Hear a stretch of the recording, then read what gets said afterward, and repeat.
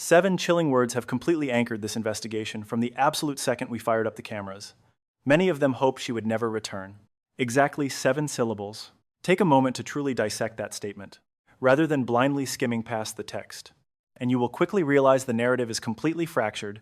You are looking at a minimum of 2 distinct interpretations. Both are absolutely factual. Both carry immense weight. Yet the mainstream media has completely ignored the true narrative here. We are not just tossing out a catchy slogan. This is the fundamental core of our entire investigation. Everything we are about to unpack serves as a unique response to a singular riddle. Who are these mysterious people? And who is the woman in question? Do not expect us to hand you the answers right away. We fully intend to make you earn that clarity. Our journey begins with a specific chair. Forget the main controversy. The missing person reports. The FBI probes. The chilling ransom demands. Or that terrifying disguised stranger caught on tape. We must trace this quote back to its absolute origin. Deep within a towering Manhattan skyscraper, broadcasting a daily show that predates the entire commercial media industry of most modern nations. That famous morning news desk is far from just an innocent television prop. You are looking at arguably the single most lucrative patch of territory in the entire American broadcasting landscape. Within just the first 120 minutes of airtime, this broadcast rakes in nearly $200 million every single year from sponsors alone. Whoever happens to be sitting in that chair is not just a hired employee. They are the core merchandise. Every single financial pillar relies heavily on their physical presence. Viewers are not tuning in simply for the network brand name. Fundamentally, they are tuning in to spend time with the specific host leading the broadcast. People roll out of bed at a specific hour, flip to their usual station, and demand to see their favorite anchor waiting for them. This kind of loyalty has absolutely nothing to do with fuzzy feelings. This foundational habit makes corporate sponsors spend hundreds of millions of dollars annually just to access it. So when that prime spot sits empty, we are not discussing a quick 48-hour sick leave. We are not talking about a brief 7-day vacation, but rather 8 full weeks of total absence, where the massive corporate machine simply cannot afford to hit pause out of basic human decency. Things rapidly heat up because an empty chair represents much more than a temporarily absent employee. It represents a massive golden ticket, and the cutthroat world of daytime broadcasting boasts a remarkably cold-blooded track record of exploiting exactly these kinds of rare chances. Savannah Guthrie officially vanished from that highly coveted spot on January 30th, 2026. She was already out handling a pre-scheduled medical procedure to repair her vocal cords. This issue was publicly revealed on December 19th, 2025. And the situation seemed so completely ordinary that her co-host cheerfully wished her well live on national television. The original plan had her returning within a few short weeks, ready to cover the Winter Games, long before the audience could ever adapt to a replacement host. However, late on the evening of January 31st, her mother vanished after being dropped off at her residence in the Catalina foothills of Tucson, Arizona. By the very next morning on February 1st, Nancy Guthrie was officially declared a missing person, instantly transforming a brief surgical recovery into an indefinite, terrifying hiatus with zero timeline for a comeback. That exact moment is when the empty chair suddenly caught the eye of vicious rivals who previously had no shot at it. We are not pointing fingers here. This is simply a stark reality check regarding how this ruthless industry operates. The lead hosting gigs on these massive morning juggernauts never remain unoccupied without causing serious ripple effects behind the scenes. They trigger massive corporate strategy shifts regarding where to place certain personalities, deep dives into fresh viewer analytics, and massive overhauls regarding the ultimate future of the entire network that executives have secretly whispered about for decades. A sudden opening at the top, regardless of whether a horrific family crisis caused it, remains an open job, nonetheless. And these sudden gaps are fiercely scrutinized by executives whose sole corporate duty is to plug those holes as profitably as humanly possible. Do not mistake this for bitterness. This is just the brutal, calculated math of running a $200 million yearly marketing vehicle that has suddenly lost its main star. The absolute most telling corporate maneuver that network executives executed during the chaotic aftermath of Nancy Guthrie vanishing was not a public comment, nor a PR spin, nor their highly sanitized on-air reporting of the crisis. It was their desperate, frantic outreach to Hodakotb. She had permanently exited the morning broadcast back on January 10th, 2025. Following an incredible 16-year run and a deeply emotional send-off, this was classic network behavior, rolling out the red carpet to respectfully celebrate an exit they had absolutely no power to stop. When she strolled out of the studio doors for the final time, absolutely everyone agreed. the book was firmly shut. Her story there was completely over, yet she miraculously reappeared on February 9th, 2026, completely bypassing any minor cameo or tribute segment, stepping directly back into the main driver's seat. The underlying motive behind that dramatic reinstatement exposes the network's true internal panic far better than any carefully crafted corporate memo ever could. Nobody drags a massive star out of retirement just to cover a minor 14-day bump in the road. You absolutely never pull a legendary figure out of a year-long peaceful retirement to handle a minor crisis that has a clear, scheduled finish line. You bring in the heavy hitters when you are desperately trying to trick the viewers into feeling a sense of normalcy, keeping them blind to the chaos, especially when executives have zero clue when the actual host might return. That requires incredibly deliberate, calculated corporate strategy. That is the sheer panic of a broadcasting giant staring into the abyss, realizing their usual lineup of backup reporters simply could not handle the looming disaster. The true commodity of morning television is never journalism, but rather pure, unadulterated comfort. Mess with the daily cast of characters, and you instantly shatter the viewer loyalty, tanking the profits right along with it. Their beloved former star was the ultimate emergency fix for a catastrophic timeline nobody in the control room could actually map out. The sheer reality that executives were forced to play that trump card speaks volumes about the absolute magnitude of the behind-the-scenes meltdown, and that massive internal chaos provides a glaring spotlight on the immense corporate and career gambles unfolding while that legendary chair collected dust. They purposefully seated Craig Melvin right next to her. He is a totally grounded, fiercely neutral professional who never accidentally makes himself the center of the headline, pairing her incredibly comforting maternal legacy with his utterly rock-solid journalism created the ultimate defensive shield for a network, desperately trying to navigate a wildly unpredictable public relations nightmare. Now consider this explosive leak from the Daily Mail, which eventually caught fire across international tabloids. Anonymous insiders working directly on the set claimed the entire production floor devolved into a vicious snake pit the second the main host vanished. Those exact same whistleblowers revealed that a significant portion of the staff, not just a handful, but a staggering majority, were secretly praying the lead anchor would permanently exit. We must approach an allegation that venomous with extreme caution, shadowy informants whispering secrets to overseas gossip rags, hardly represents the gold standard of bulletproof journalistic integrity. We absolutely refuse to stamp this rumor as absolute truth just yet. Instead, we are handling it as a highly targeted, razor-sharp leak that demands deep psychological dissection, primarily because the exact phrasing used was clearly orchestrated, a literal snake pit where coworkers are actively rooting against a grieving woman's ultimate return. Nobody drops that kind of catastrophic language just to complain about someone stealing their lunch out of the break room fridge. These are the sinister confessions of a witness watching ruthless opportunists weaponize a devastating family tragedy purely to claw their way up the corporate ladder. It perfectly highlights an utterly toxic ecosystem driven by the brutal logic of an empty desk, the ensuing power vacuum, the sudden grab for screen time, and the violent shifting of influence deeply corrupted the exact same colleagues who were simultaneously crying on national television, pinning on solidarity ribbons, and desperately faking sympathy for 4 million heartbroken viewers. Morning broadcasts project a cheerful illusion that completely hides a brutal, cutthroat reality. Every major daytime network program carefully curates its public image to conceal vicious backstage politics from viewers, which is simply an undeniable fact rather than some bitter critique. That is just how ultra-competitive media empires operate. Since desperate professionals fight over limited screen time handed out by executives, and Savannah Guthrie occupied the absolute top tier, stepping away sparked a massive power shift rather than just leaving a vacancy. And shifts inevitably produce victorious rivals. Those succeeding quickly grow fiercely attached to the exact circumstances driving their sudden rise, starting with this initial group of deeply ambitious colleagues. Wishing she would stay away permanently simply meant wanting that coveted anchor spot to remain vacant until another host officially claimed it. And you do not need vicious intentions to understand that logic. Nobody actually wanted any terrible tragedy to befall the anchor's loved ones, as we are merely looking at basic career ambition playing out naturally within an incredibly fierce corporate battleground. This rampant ambition remains so painfully common across top-tier broadcast journalism that industry insiders view it as a basic fact of life rather than some secret, malicious desire. A prime spot remains vacant while the chaos continues, guaranteeing a massive promotion for somebody waiting in the wings. And figuring out the ultimate victor subtly manipulates the actions of everyone involved. Viewing the situation this way completely rules out cruel intentions. as absolutely no one actually wanted tragedy to strike her family. It merely highlights basic career ambition, operating exactly as expected within a fiercely aggressive corporate battlefield.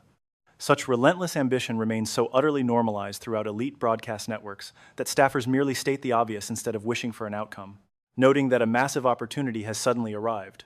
This lingering crisis practically guarantees a massive career boost for somebody, leaving everyone guessing which colleague will claim the prize. That lingering uncertainty subtly manipulates the daily actions of professionals who never actively intended to be influenced by it.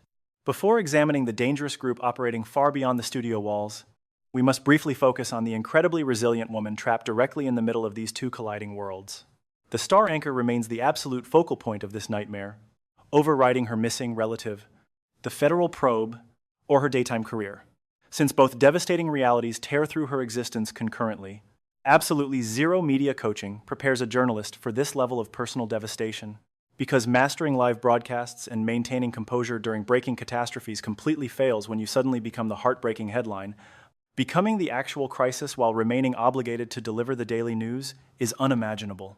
Yet she still sat down with a fellow anchor for an incredibly vulnerable broadcast on March 26th and 27th. During her very first public appearance since the horrible vanishing, the host dropped a deeply unsettling detail that completely altered the trajectory of this investigation by admitting finances might not be the actual motive. She basically suggested the entire kidnapping for ransom theory surrounding her affluent family could be hiding a much darker, completely different truth. While a financial motive seems logical on the surface, her deliberate choice of words proved she was definitely not just rambling aimlessly. We are watching a grieving daughter who spent countless hours locked in briefings with federal agents, absorbing highly classified details the general public knows absolutely nothing about. She was dropping calculated hints that the terrifying narrative everyone has been following might actually conceal a far more sinister reality lurking beneath the surface. Almost all media attention surrounding this nightmare focuses heavily on January 31st, when the victim vanished, along with February 1st, when the official search abruptly began. However, right at the end of March 2026, her relatives desperately begged locals to meticulously dig through their private doorbell cameras, old text messages, and daily journals. Hidden deep within that public plea were three extremely specific timeframes, including January 31st, the pre-dawn hours of February 1st, and a highly suspicious evening on January 11th, identifying January 11th, exactly 3 weeks prior to the devastating abduction, stands out as an absolutely massive breakthrough in this ongoing public plea. Her desperate relatives never just pulled that timeline out of thin air, and the elite detectives overseeing this broadcast definitely approved its inclusion for a very specific reason. Whenever federal detectives urge locals to review an exact night 3 weeks prior to a major felony, it means something absolutely critical happened. Detectives clearly found undeniable proof linking that specific evening directly to the terrifying abduction on February 1st, pointing straight toward the intense preparation required for such a massive strike. Criminals conduct heavy stalking and gather vital intelligence to perfectly map out their impending strike.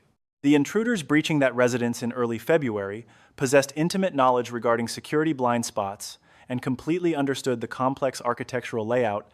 They gathered massive amounts of intelligence on their victim to ensure a flawless execution without a single improvised move, meaning they studied her extensively beforehand. Detectives strongly suspect the criminals gathered a huge chunk of this crucial reconnaissance, specifically during that evening on January 11th. Dedicating 3 solid weeks to preparation proves this was never a random snatch and grab, but rather a highly sophisticated strike requiring extensive development. That detailed preparation phase is finally part of the official case file, completely validating our terrifying theory about the attackers utilizing deep insider intelligence. Starting in mid-January, criminal syndicates simply never spend hours staking out an unremarkable suburban dwelling on an arbitrary evening unless they have already locked onto a highly specific target.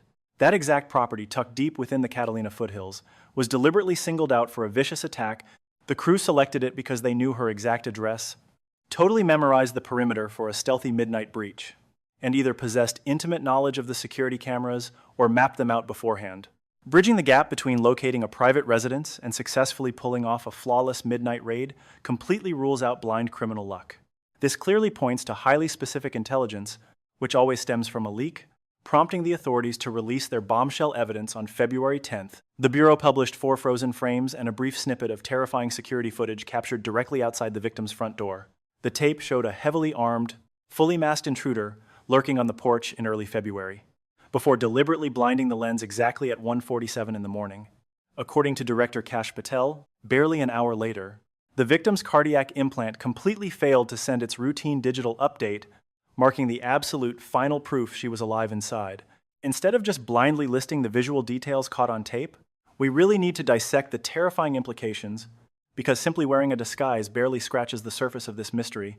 Listen up, because this changes everything. That masked figure on the tape wasn't just throwing on a disguise as a chaotic last-minute afterthought.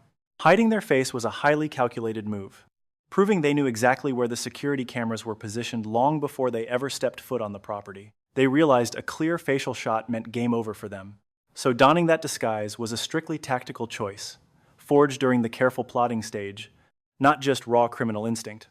That choice traces back to January 11th, or whatever exact date they initially stalked the residence. Hand protection paints the exact same picture, proving they were already worried about leaving fingerprints behind. Worrying about leaving physical traces beforehand shows they were anticipating the future police hunt, which translates to serious, professional threat calculation. If cops end up verifying the rumors about a wireless signal blocker, a concept still being investigated, it would reveal a whole new level of extreme sophistication. Using frequency disruptors means the perpetrators had intimately mapped out the local network systems and understood precisely how cutting them off would guarantee success. We are looking at expert skills tailored for one exact spot. Combine the disguise, hand protection, signal blockers, and the January 11th scouting trip, and you uncover a full-blown military-style operation. It was a highly orchestrated, data-backed mission launched weeks prior to the moment Nancy Guthrie's security feed cut out. But former federal investigator Andrew Bringwell believes the perpetrators hit a major snag.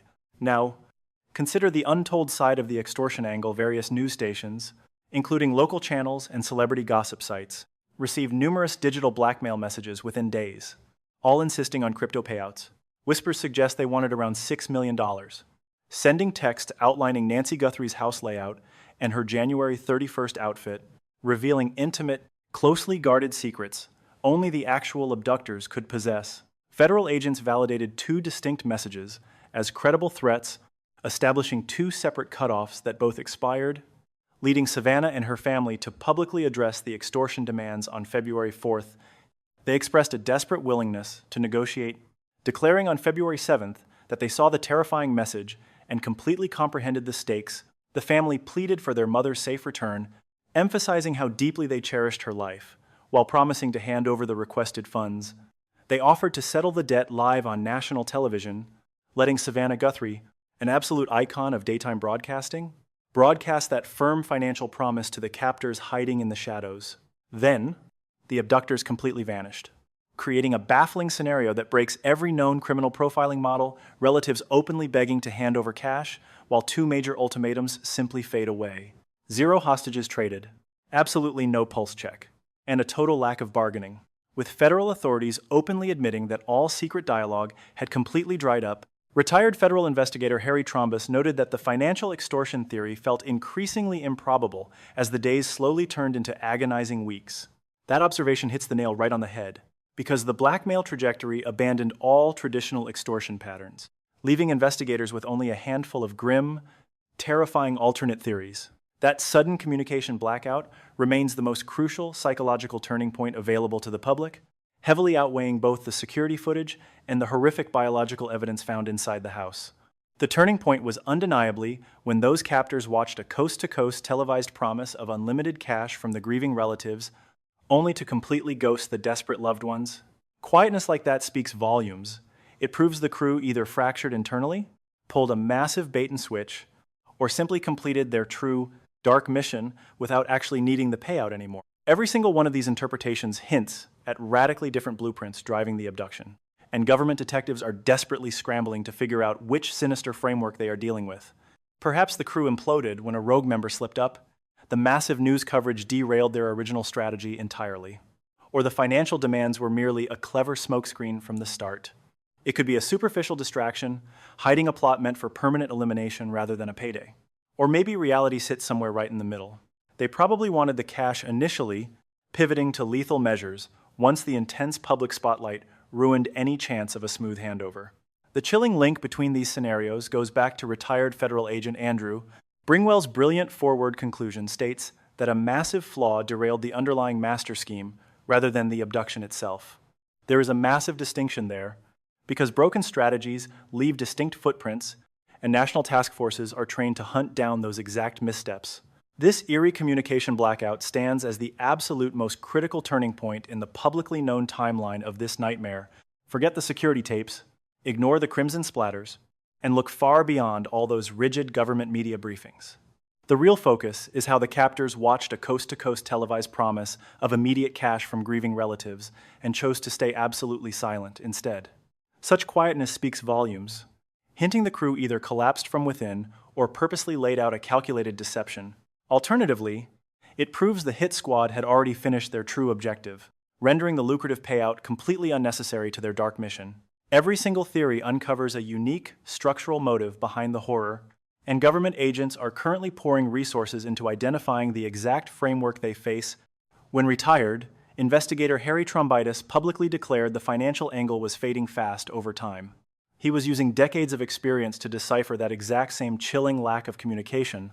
Revisit that phrase, countless individuals prayed she would never return. With the first group primarily operating inside a towering high-rise in central New York City, the other group is currently hiding deep within the investigative evidence, buried under mobile network pings, sprawling bank histories, and encrypted online chatter. Those shadowy figures ignore daytime talk shows. They are obsessively focused on neutralizing an eyewitness simply because Nancy Guthrie was standing right there. She absorbed every sound, witnessed every terrifying detail, and holds the visceral, undeniable truth of what actually unfolded inside those walls once the security lens finally blinded out. Her first-hand memories are the absolute biggest threat to the culprits, vastly outweighing bank histories or biological clues that merely string together a flimsy, indirect courtroom argument. Direct testimony from the target forms an airtight narrative that simply cannot be debunked by defense attorneys. To the masterminds behind the February 1st nightmare, her safe arrival is not a happy ending. It guarantees their imprisonment, meaning every single day she stays vanished is another day they dodge the witness stand. Whenever detectives are forced to rely on mobile pings and physical traces instead of her actual spoken memories, the prosecution loses momentum, making it significantly easier for the guilty to slip away unpunished. Let the brutal reality sink in for a second. This woman was right there at the scene, and she might actually recognize the attacker's voice. A slipped mask could mean she saw a face, or a careless remark could have given away a crucial detail. Even the tiniest shred of solid proof could blow this entire case wide open, turning vague suspicions into hard, undeniable facts. Digital footprints pale in comparison to a living witness, a fact these masterminds understand perfectly. That brings us to the second hidden group of players. We are no longer talking about ruthless colleagues plotting to steal a television anchor's desk. We are talking about dangerous individuals who absolutely require the victim to vanish permanently. Two entirely separate factions are circling this exact same family right now, pushing toward identical outcomes but using completely opposite, terrifying methods. That chilling dynamic is exactly why our premise stands apart from cheap, sensationalist clickbait. Nobody is suggesting some wild plot where morning television executives collaborated with actual kidnappers. That kind of alliance absolutely does not exist. Instead, it highlights a deeply unsettling reality about how one tragedy can conveniently benefit totally unrelated agendas at the exact same time. Corporate sharks eyeing a prime media slot have zero contact with the shadowy figures, keeping the victim hidden. They share no goals and remain entirely blind to one another's existence. Yet both forces are aggressively pushing toward the very same outcome, leaving a grieving daughter trapped squarely in the crosshairs. That profound overlap elevates this discussion far above your standard, trashy internet gossip. Again, nobody is claiming network television producers conspired with violent criminals to orchestrate an abduction. Such theories are total nonsense. The entire purpose of this breakdown, and the ultimate point we have been driving toward, is to expose something much darker. It reveals the incredibly harsh reality that one missing person can accidentally serve the selfish needs of multiple, totally disconnected groups. Ambitious broadcasters salivating over a vacant anchor chair do not trade text messages with the felons keeping a woman hostage. These distinct worlds operate in total isolation, yet their malicious goals align perfectly to crush the exact same high-profile target. Law enforcement officials managing the optics of this abduction have maintained near total silence since those chaotic early days. Critics frequently mistake this radio silence for a stalled case, but that assumption is dead wrong. National authorities simply refuse to broadcast their ongoing strategies. Agents will only break their silence when they are ready to slap handcuffs on a suspect or unseal a grand jury document. This agonizing quiet period is actually a heavy building phase, dedicated entirely to forging an airtight prosecution that will survive a brutal courtroom battle. Relocating their headquarters to another city was a calculated strategic shift for a long-haul mission, not a sign of them giving up. When local law enforcement confessed on national television that they understood the attack's purpose, they stopped guessing and confirmed a rock-solid theory. Officials' warning about potential future attacks confirms they have a clear profile of a dangerous, roaming predator. This prompted federal agents to retrace their steps through the community. Investigators began aggressively interviewing locals about anyone who had suspiciously packed up and left town right before the kidnapping occurred. They scrutinized construction crews working nearby, meticulously crossing off names to shrink their list of viable suspects. These are not the actions of a desperate, dying probe. These are the surgical maneuvers of a team zoning in on a very specific target. At the same time, the family vehicle that served as the victim's final known location remained locked down as a critical piece of evidence. Agents held onto the car well into the spring, tearing it apart in a secure garage to hunt for microscopic clues. Even after ruling out the relatives, tearing that vehicle down was about harvesting forensic traces, not accusing the owners of foul play. Meanwhile, the local sheriff is battling massive internal revolts and career-ending political threats. Government officials even dug up an ancient statute just to force him to testify under oath. The federal takeover of this massive manhunt was absolutely intentional. National authorities had to step in and take the reins, because the local police department was utterly collapsing under its own dysfunctional leadership. While the cameras are off, these elite agents are quietly forging an unbreakable prosecution meant to secure a brutal conviction, not just to appease hungry journalists. There is a massive chasm between those two goals. Anyone can scrape together enough half-truths to hold a flashy press briefing. Securing a conviction demands bulletproof evidence that can withstand vicious defense lawyers, endless document dumps, and skeptical jurors. Federal agents do not care about media soundbites. They care about prison sentences. Gathering all those bank statements and paper trails takes a grueling amount of effort. Processing digital pings, tearing apart crime scenes, profiling psychological patterns, and eliminating dead ends easily consumes the better part of a year. That deafening quiet does not mean they hit a brick wall. It is the steady hum of a bulletproof prosecution coming together. This famous anchor finds herself trapped in a horrific scenario, completely unprecedented in the history of daytime broadcasting. She is simultaneously a grieving child, a heavily scrutinized celebrity, a key witness in a kidnapping, and an executive battling her way back into an incredibly toxic corporate snake pit. Fame has been a devastating double-edged sword during this nightmare. On one hand, she can never hide, because skipping even one day of work sparks massive gossip. Coming back to work just fuels the relentless media fire even further. Her high-profile career completely destroyed any chance she had at mourning in peace. Yet that fame also brought immense power. The unbelievable speed at which this abduction dominated national news long before neighborhood cops even got organized is entirely due to her celebrity status. The government simply does not deploy elite rescue teams in a matter of days for a random pensioner in the desert unless her kid happens to be broadcasting to millions of viewers every single morning. From the very first minute, the sheer magnitude of the rescue operation was dictated entirely by her massive television influence. On March 27th, her co-host revealed a comeback date for April 6th, concluding an incredibly heart-wrenching broadcast segment. Forget carefully crafted PR stunts. The network threw her raw hesitation straight into the spotlight. Her lingering doubts echoed loudly. I am terrified I might fail. Fitting in again seems completely impossible right now. Yet I absolutely must give it a shot. I feel incredibly blessed, surrounded by my people here. These colleagues are my true extended tribe. Without a doubt. When tragedy strikes, we instinctively crave the comfort of our kin. My heart aches to rejoin my tribe. Yet, I am honestly terrified I might shatter completely. Doubting my own place while desperately wanting to try is certainly not your typical polished corporate comeback playbook. It remains the singular, truthful way to handle an undeniably messy reappearance. After all, the horrifying catalyst behind her vanishing acts remains utterly unsolved. A fact the whole world understands. Her colleague proudly declared she returned solely to defeat the encroaching darkness. Meanwhile, the anchor herself claimed weaponizing her own happiness was her ultimate rebellion. These declarations desperately attempt to sugarcoat a comeback devoid of any real closure.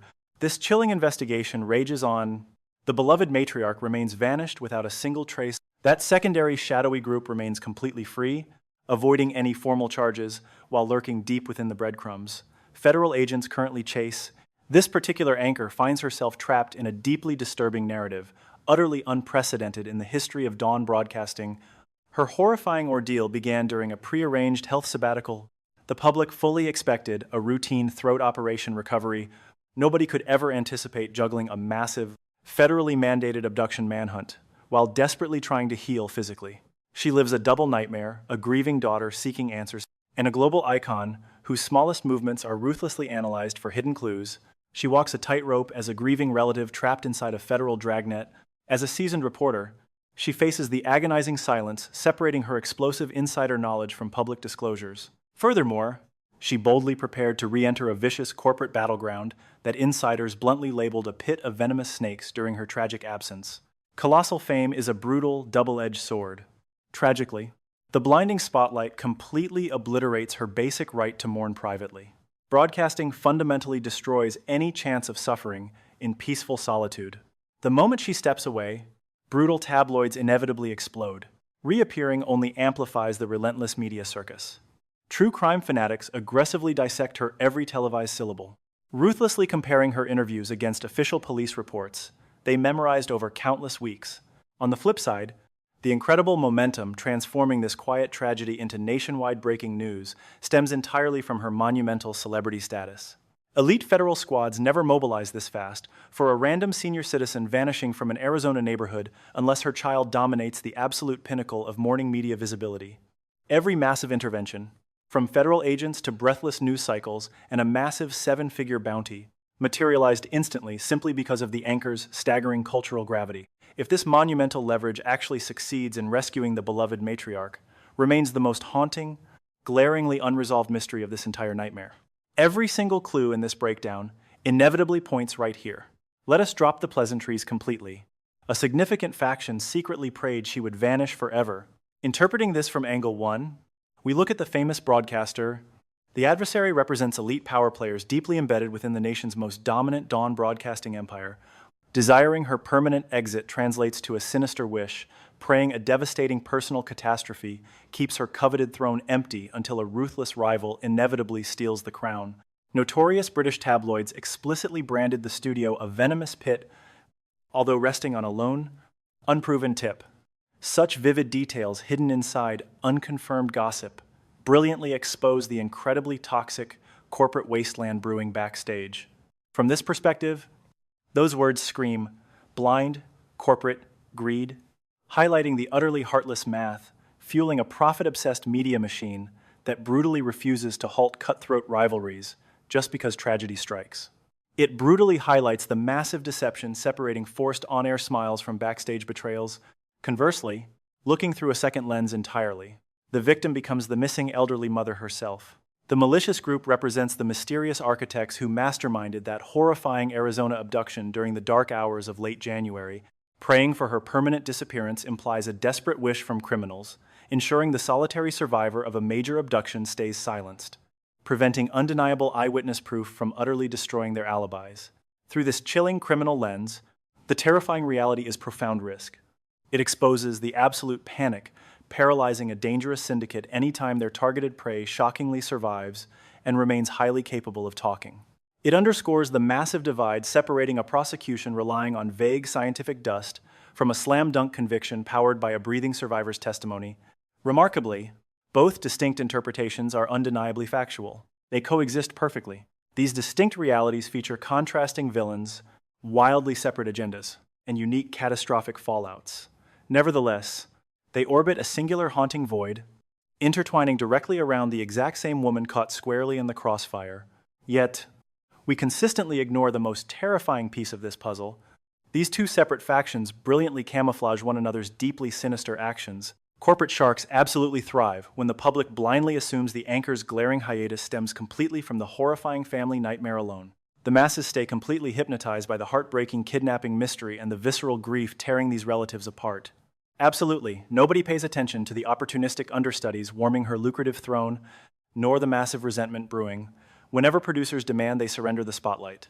Simultaneously, The underground syndicates reap massive rewards whenever serious detectives brush off the morning broadcasting drama as pathetic, irrelevant celebrity gossip. Whenever petty studio rivalries successfully distract reporters thirsty for juicy corporate scandals, it creates a massive blind spot. The actual scientific clues and psychological profiles tragically receive far less rigorous scrutiny than required. Declaring that rivals prayed she stayed gone absolutely shatters both convenient smokescreens instantly. This chilling phrase masterfully balances both sinister interpretations at once, aggressively denying any observer the easy comfort of picking just one villain. She bravely reclaimed her broadcast throne on the 6th of April, 60 days past the terrifying disappearance, facing a bleak reality, completely devoid of cuffs, known perpetrators, or genuine answers. Her return defied logic. The dangerous kidnappers roamed free, and the backstabbing colleagues remained utterly unchecked. Ultimately, she stormed back, simply refusing to let either insidious group force her into a permanent, cowardly retreat. Official documents confirm this horrifying puzzle remains shattered. Those elusive culprits walk among us without charges, nervously sweating out the ticking clock, as federal prosecutors quietly stack overwhelming proof against their supposed perfect crime. Meanwhile, those cutthroat corporate climbers must painfully plaster on fake smiles, sitting right beside the very woman they secretly wished dead to the industry. These dual nightmares continue burning fiercely. Both chilling interpretations carry terrifying weight today. This disturbing saga is far from finished. Ultimately, our entire investigative series hinges completely on mastering one core rule: forget the endless echo chamber of recycled news, because our true focus lies in tearing down the actual evidence piece by piece, unapologetically separating cold, hard reality from wild speculation and fictional narratives. We are looking at verifiable federal involvement, authenticated extortion letters holding secret information about the target's house and attire, alongside absolute proof of a disguised figure caught on camera. Add genuine public outreach, highlighting January 11th, exactly 3 weeks prior to the horrific event, as completely crucial. The chief officer officially verified that detectives are highly confident they know exactly why this specific property was chosen. Multiple verified sources revealed network colleagues desperately wanted the broadcaster gone, while a strict disciplinary review targets the guy supposedly running the entire regional task force. Isolated, these clues solve absolutely nothing. However, combining every single fragment reveals a deeply unsettling, highly detailed scenario that makes mainstream media narratives look incredibly hollow and amateurish. By comparison, while puzzle pieces remain missing, this reality goes far deeper than the shallow mainstream narrative implies, reflecting the exact truth we have tirelessly tracked from day one. Huge revelations are approaching fast. After 58 intense days, this probe is constantly driving toward a final resolution that currently stays entirely hidden from view. Yet all existing clues strongly hint that behind closed doors, they are way closer to an endgame. Once the legal battles begin, cuffs click shut, or unsealed documents completely flip the script, our platform will be waiting. We refuse to just waste your attention. Instead, we are aggressively compiling the definitive timeline, and this specific saga is far from over. Anyone binging these deep dives without hitting that follow button risks losing access right as the whole mystery explodes. Our dedicated supporters always get exclusive early access to fresh drops. Keep your eyes peeled, because the next critical installment is currently being edited right now. In a world obsessed with ratings, power, and public image, one painful truth still rises above the noise. We must never let ambition silence our humanity. Behind every headline is a real person, carrying real fear, real grief, and real love. When someone steps away in the middle of a personal crisis, that moment should not become an opportunity for others to climb higher. It should become a moment for compassion. This story reminds us that success means very little if it costs us our kindness. A workplace may reward competition, but character is revealed by how we treat people when they are vulnerable. It is easy to smile in public, speak polished words, and perform sympathy for the world to see. It is much harder and far more meaningful to show loyalty, decency, and respect when no one is watching. There is also another lesson here. Do not accept every public narrative without reflection. Learn to think deeply, question carefully, and look beyond appearances. Media can shape emotions, but wisdom comes from patience and understanding. At the end of the day, positions can be replaced, broadcasts can continue, and headlines can fade, but the way we choose empathy over selfishness, that is what truly defines who we are.